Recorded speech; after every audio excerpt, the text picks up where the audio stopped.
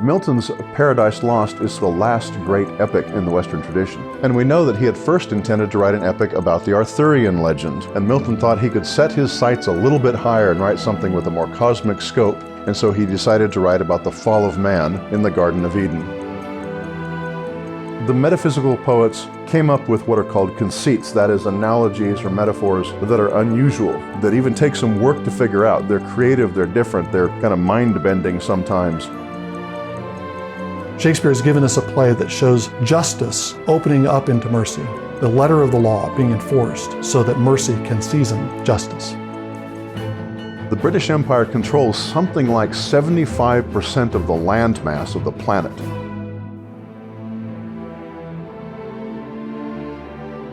Liberty, equality, fraternity. Liberty is all very well, but you cannot talk about whether liberty is good or bad without saying when and for whom. The Romantic movement privileged, instead of reason, emotion, intuition, imagination as sources for meaning, truth, and significance.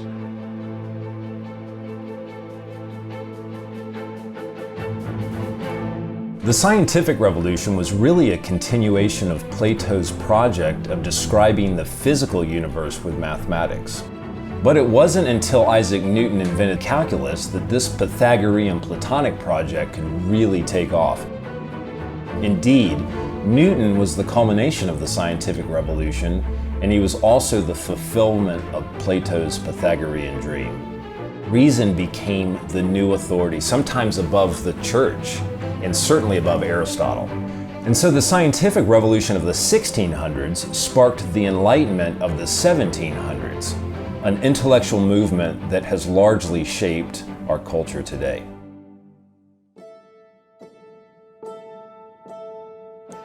Dickens deliberately wanted to change people's hearts about how they treated people, and he used Christmas to make people be more sensible and sensitive to those around them. All of her novels are about the doings of people in the countryside and rural areas in England, their relationships, their small concerns on a small local level. But that's what makes them so delightful and so timeless. One of the reasons this is the most famous chapter in the story is because this sort of encapsulates what may be Dostoevsky's answer, his answer to the problem of evil. The answer doesn't come with our intellectual arguments. Remember what Edmund Burke said about the wisdom that comes from generations upon generations, from a nation or a culture growing slowly over time and developing a wisdom that's greater in its cumulative size than any one human lifetime could ever achieve.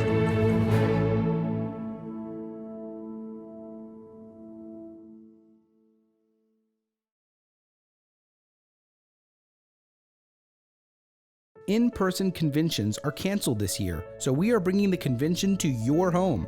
April 20th through 27th, enjoy all the deepest discounts we normally reserve for conferences and conventions, including free shipping.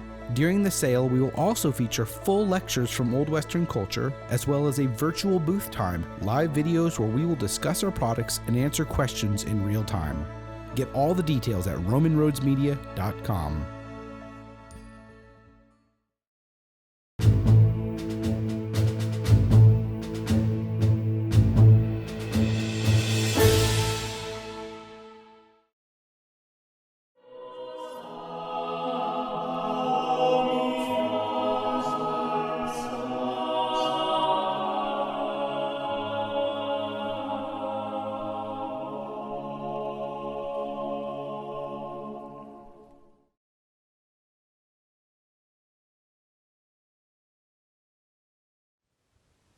Welcome to Old Western Culture.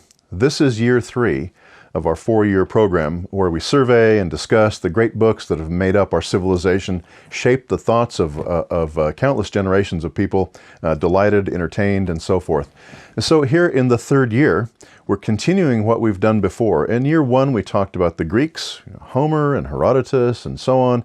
In year 2, we talked about the great Romans and the contribution they made to the ongoing conversation. Now, in year 3, we'll be talking about what's commonly called the Middle Ages, the great books of the medieval civilization. And we'll divide this discussion of this 1,000-year time period from approximately 500 AD to 1500 AD into 4 units or quarters. In the first of these 4 units, we'll talk about the early Christian authors that help to preserve the learning and the wisdom, and especially the Christian faith of the late Roman Empire.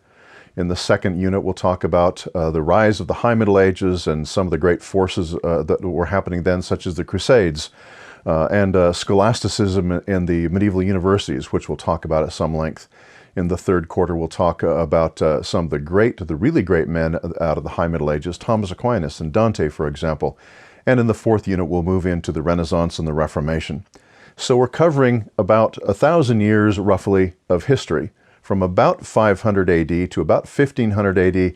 And this period is called the Middle Ages, or medieval, because ever since the Enlightenment period, the great respect and esteem in which the ancient classical world was held, and of course the fascination that people have with the rise of technology and industrial power in the modern world, means that the in-between time seems less important.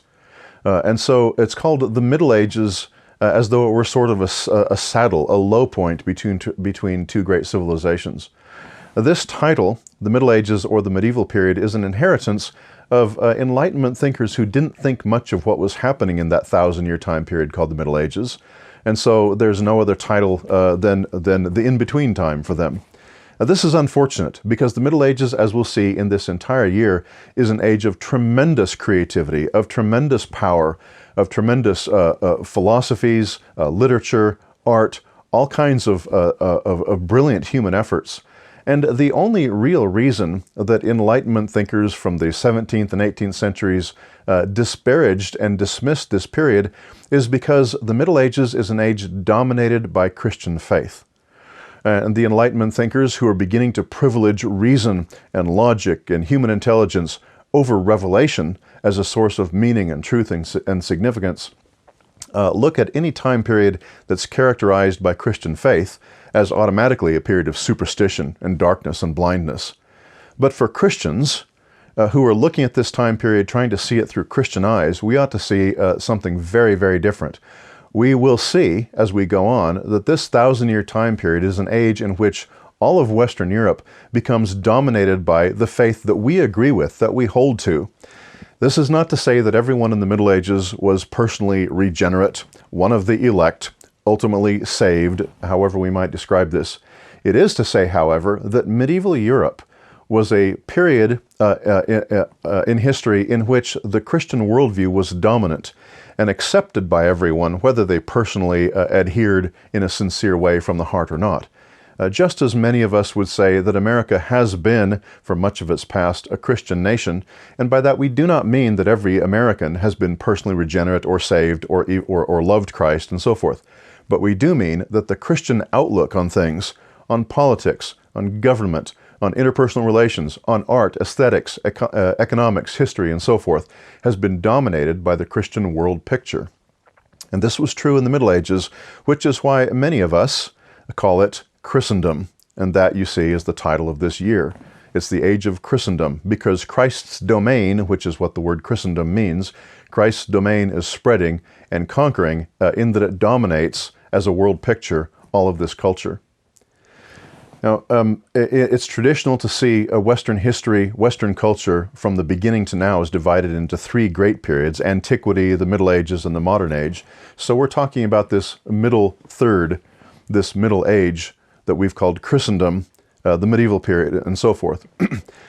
In our last discussions at the end of year 2, when we talked about the Romans, we saw that Christianity was spreading widely and coming to dominate the Roman Empire.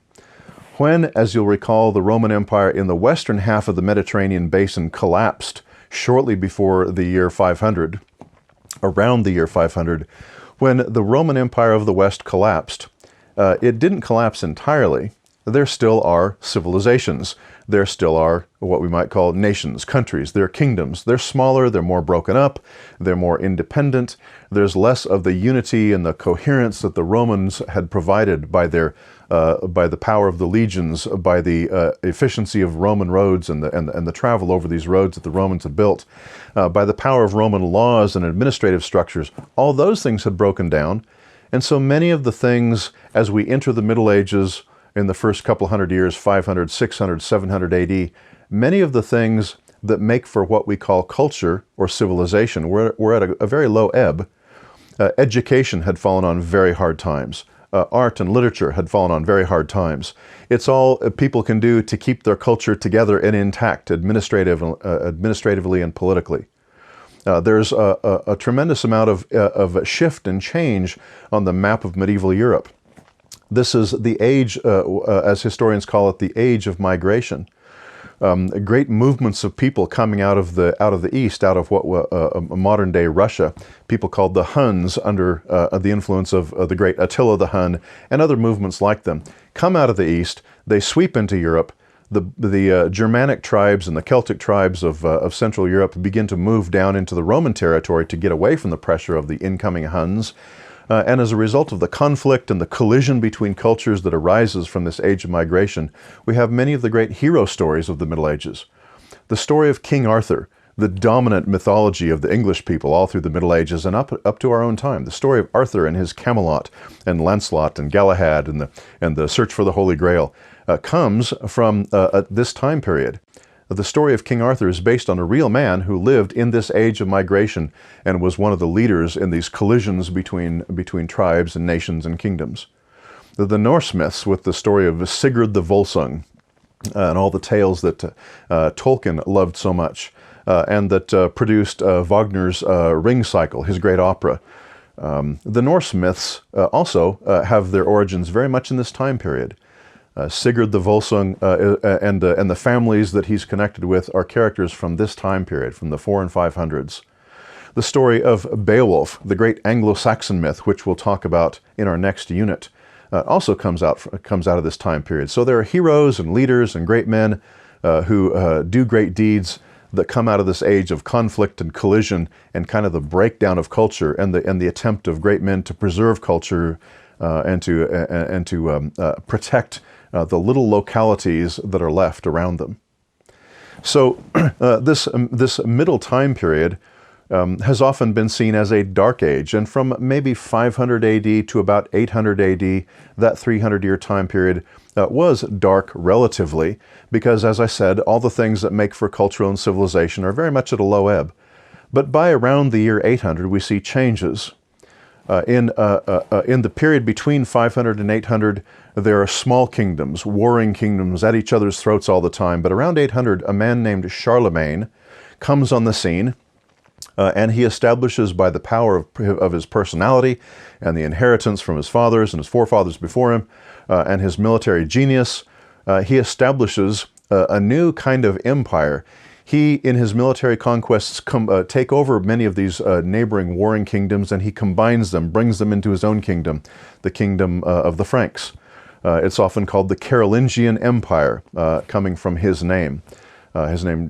Charlemagne is French for the Latin Carolus Magnus, in English Charles, and so the Carolingian Empire is named for him. Charlemagne revives education. He encourages education and the building of schools. He encourages the arts and literature and a revival of hymn writing and religious activity, and a kind of revival of faith and practice in the monasteries and in the churches. And as a result, he begins to revive culture. He has a lot of help, of course. The bishops in the churches and the poets and the schoolmasters who teach in the schools are part of the effort as well. Shortly after that, in the mid-1800s, or the mid-800s rather, Alfred the Great in England does the same thing.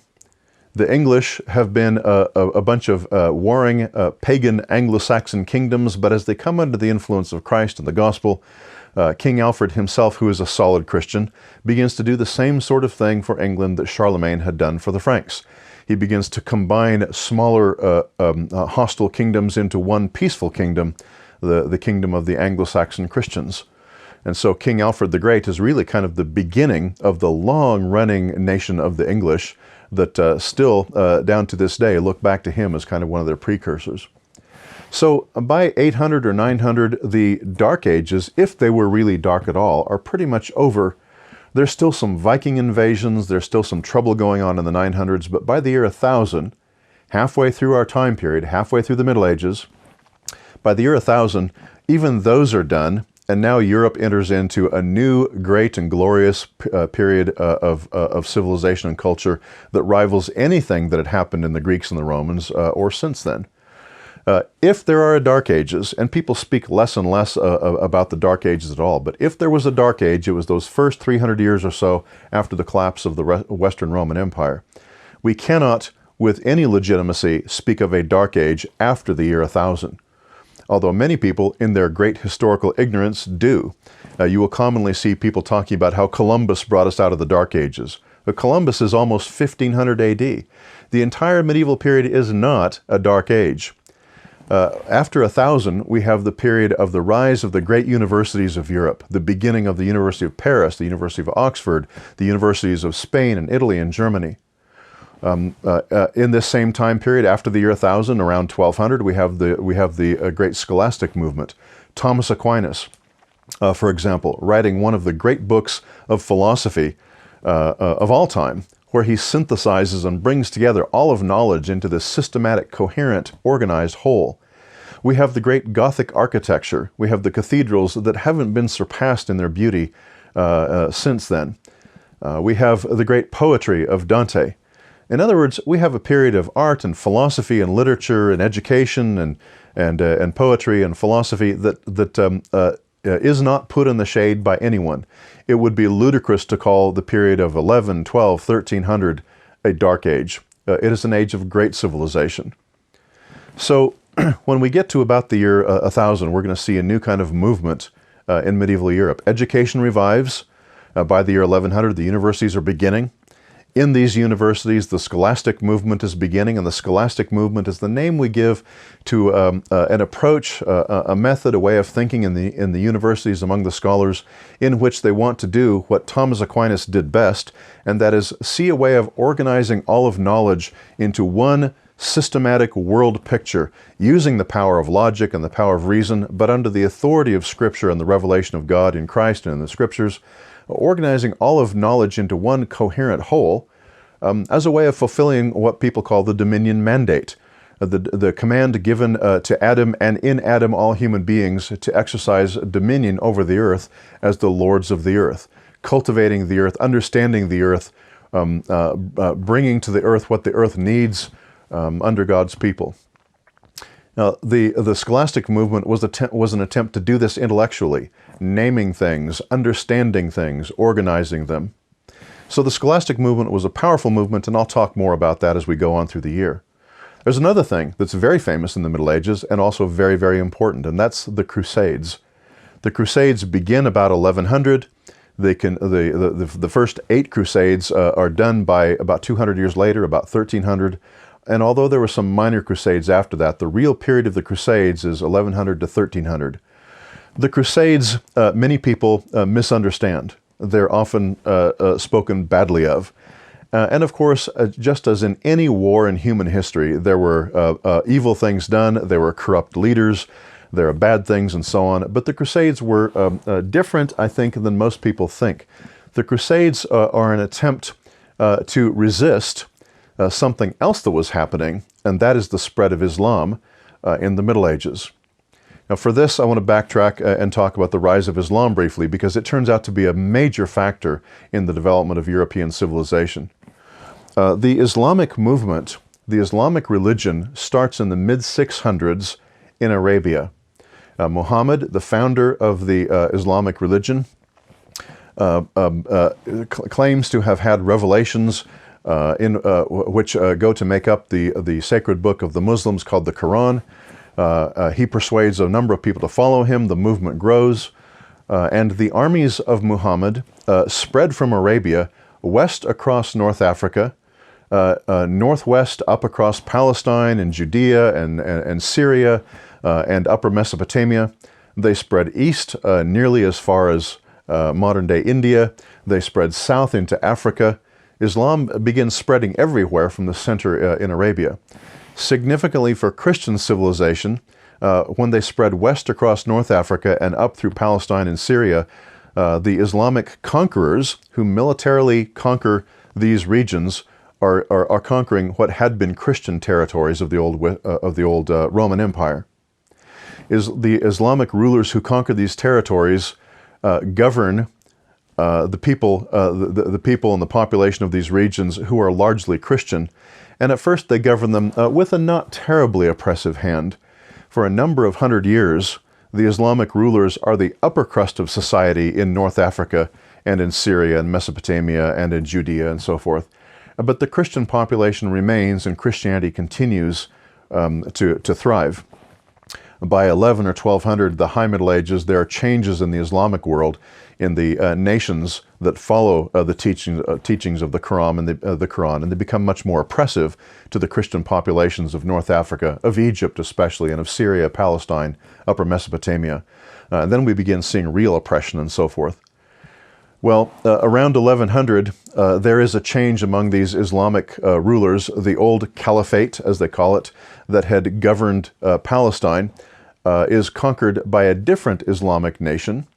This new Islamic dynasty, which we'll talk about later, begins mistreating the Christian travelers from medieval Europe, who, as they had for centuries, have been traveling to Palestine, to the Holy Land, on pilgrimage to see the place of the birth of Christ and his life and his death and resurrection. The old Islamic rulers had not been so severe, but the new Islamic rulers in the 11th century have been mistreating the pilgrims, the travelers from Europe, and so reports come back into Europe that the pilgrims are being treated badly, imprisoned, tortured, often killed, and so forth. So that's one impetus for the Crusades. The Crusades are in part a desire to take over the Holy Land from the Crusaders, from the Islamic rulers. But there are other reasons too. When Islam had spread in the 600s and 700s west across North Africa, they succeeded in jumping across the Straits of Gibraltar from what we now call Morocco up into what we now call Spain, and eventually in the 700s taking over all of Spain very quickly and even making their way into southern France.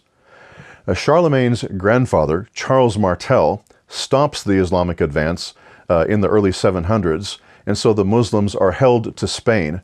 They do not get into France, but there's always the presence of the Islamic invaders, the Islamic culture, down in Spain at the western gate, you might say, of European Christendom. At the very same time, the Islamic invaders are going up through the old Byzantine Empire, cutting into the eastern portion of modern-day Turkey, and gradually chipping away at and hammering away at the Byzantine Empire, reducing its territory little by little over the centuries, until by the end of the Middle Ages, they've even taken over Constantinople, the last vestige of the Roman Empire. And now the Islamic kingdom is at the western gate of Europe in Spain, and at the eastern gate of Europe in what is the modern-day Balkan territory, as far as Hungary, perhaps. So the Crusades are seeing themselves as a besieged culture, a Christendom with allegiance to Christ being attacked by a false religion and a people that want to destroy the kingdom of Christ. The Crusades are then a sort of defensive measure. They go on offense against the Islamic controllers of the Holy Land, thinking that the best defense is often a good offense. So the Crusades, 8 great waves of them, go to the Holy Land hoping to retake it. Now, ultimately, they're not successful. But as a result of all these travelers, all these small and large armies and pilgrims going from Europe to the Holy Land during this period from 1100 to 1300, travel and trade is opened up with the Middle East in a new and very important way. People are coming back into Europe, into France and Germany and England and the Netherlands and so on, with new books, manuscripts, spices, plants, animals, all kinds of new treasures and foods and new cultural experiences from the East, and not just from Palestine, but from India and Mesopotamia and even as far east as China and Japan. And this begins changing the face of Europe, such that in the 1300s, and now near the end of our medieval time period, Europe sees a tremendous growth in its economy. Money is flowing into Europe as a result of all these new trade goods, and towns are booming because it's easier to sell the goods that you brought from the Middle East if all the merchants gather together in a town instead of trying to travel through the countryside. So towns grow as a gathering place for merchants and traders and people from the surrounding countryside to come and take advantage of these new wares. And so there's a new middle class, people with all this new money that comes from trade. Banking, really a fairly new invention. Banking is created, and there are bankers to enable people to travel around the country without having to carry bags of gold. Now they can carry slips of paper that says the bank back home has this much in my account. So people can travel more. They have more money. They're starting to move up in status. Something else happens at this same time. In the High Middle Ages, as we call it, from 1100 to 1300, geologists tell us that the world was warmer. It was called the medieval warming period, and temperatures on average were much warmer, and consequently crops were fertile. Agriculture was really booming. The economy grew like crazy, and so forth. And the population of Europe grew as a result of this warming period and the trade that came about because of the Crusades. And so in the 1300s, towns boomed, populations boomed, but because they grew so fast and building was so rapid and so ramshackle, and there were no building codes, a new thing happened that was disastrous. In these crowded new cities, famine broke out, and much worse, plague broke out. And the famous Black Death of Europe in 1348 and 1349 suddenly, in the space of just a couple of years, wiped out a third of the population of Europe. Entire villages were instantly more than decimated. They were completely depopulated. A century or two after the Black Death, in the 14 and 1500s, farmers in France would be plowing fields, and their plows would hit something with a clunk, and they would dig around a little bit and discover a town that had been so completely abandoned, so completely destroyed, that the dust and the forest growing over it would eliminate any evidence until some farmer started hitting the walls of churches and the walls of villages with his plow. The Black Death really hammered Europe. Other things happened in the 1300s as well as a result of all this new money and all this new travel. There are new classes of people, but there are new revolutions and riots and rebellions, the peasants starting to feel the oppression of their overlords and so on. And so there's a new kind of ferment going on in Europe. But there's also new art. There's new literature. The Renaissance is beginning in the 1300s, first down in Italy and Florence, and then spreading north into France and so forth. New ways of seeing, the new perspective in paintings and in pictures, new architecture. And as a result of the Muslim conquest of Constantinople in the 1400s, Christians flee Constantinople and come west into Europe, bringing old Greek manuscripts. And for the first time in centuries upon centuries, the Europeans see the Greek New Testament, the original Greek. They see the Greek original of Aristotle and of Homer.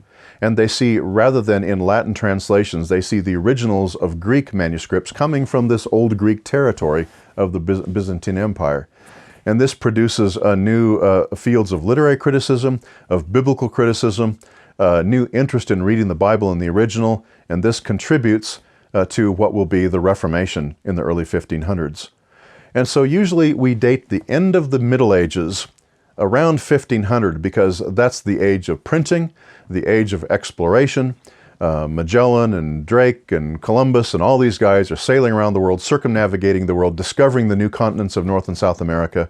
We have the Reformation, which overturns many of the old ways of thinking religiously in Europe and so forth. So we date arbitrarily, but reasonably, the end of the Middle Ages around 1500. So to backtrack then, what we see in this time period, which we'll be talking about for the next 4 quarters, is the growth of civilization and especially Christianity from the Mediterranean basin north into Europe and spreading all across Europe, going into the British Isles to the west, going up into Scandinavia to the north, going east into the Slavic countries and Russia in the east, and dominating what had been an old pagan barbarian world of Germanic and Celtic tribes with a new kind of civilization inherited from the Greeks and the Romans and with a religious outlook taught by Christianity. And that is essentially the story, as usually depicted in our history books, of the Middle Ages. Now, of course, modern scholars are always discovering new things and thinking of new ways to look at it, and many details and many subtleties in this broad picture have been rethought and sometimes even overturned in modern scholarship. But the broad outlines are still there. The medieval period in our Old Western culture is a period of the growth of Christianity and culture in Europe. We all know, of course, that since the Reformation, since the Renaissance and the Reformation, the story of the early modern world for the last 500 years, from 1500 until now, the story of the early modern world is the story of that medieval European culture growing and dominating essentially the whole planet. Out of the great British and French and Spanish and Dutch empires, we have the rise of the American Empire. And in the last couple centuries, America, which is an heir of this medieval culture and tradition, the Americans have built themselves an empire that essentially dominates the planet. The English language, the language and the cultural outlook of Europe and America has been something that no culture or nation on the face of the earth can afford to disregard. Now, whether the new European and American cultures and empires have done well or not is an entirely different story.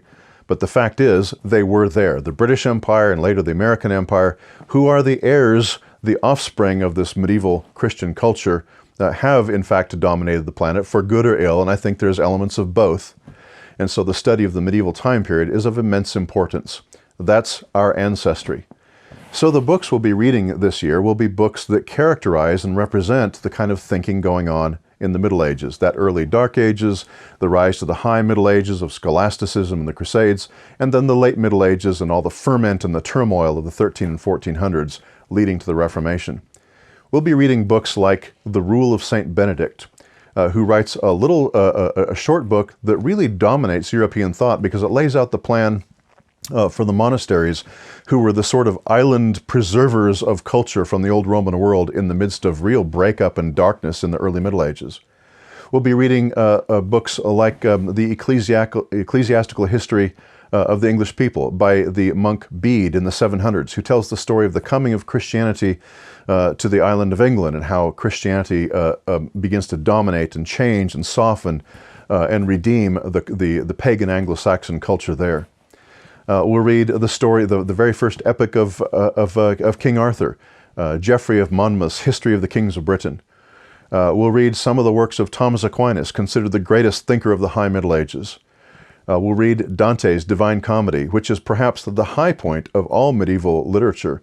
His poem, The Divine Comedy, stretches from creation to the end of time, from the bottom of the cosmos to the very top, and shows how God is at the center of all things in this organized, harmonious cosmos, which is a very typical medieval worldview.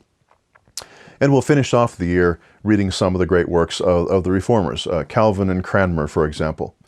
So we'll look at books that have that both reflect and typify the outlook of the Middle Ages and that contributed to the growth of thought in the Middle Ages and that are tremendous influences on our culture to this day.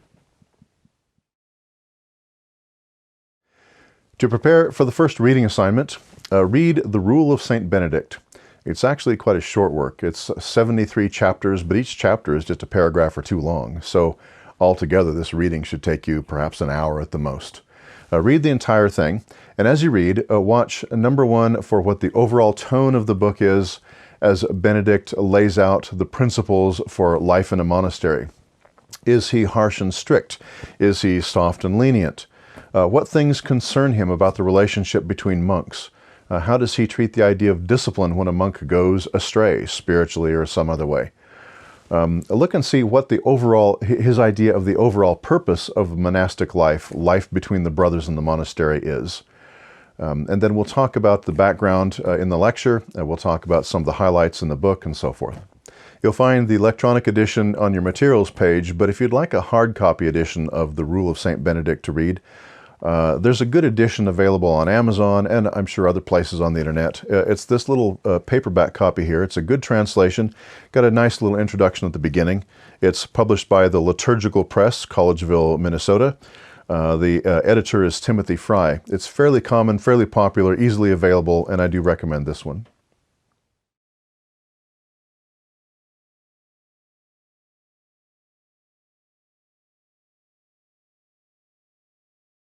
In-person conventions are canceled this year, so we are bringing the convention to your home. April 20th through 27th, enjoy all the deepest discounts we normally reserve for conferences and conventions, including free shipping. During the sale, we will also feature full lectures from Old Western culture, as well as a virtual booth time, live videos where we will discuss our products and answer questions in real time. Get all the details at romanroadsmedia.com.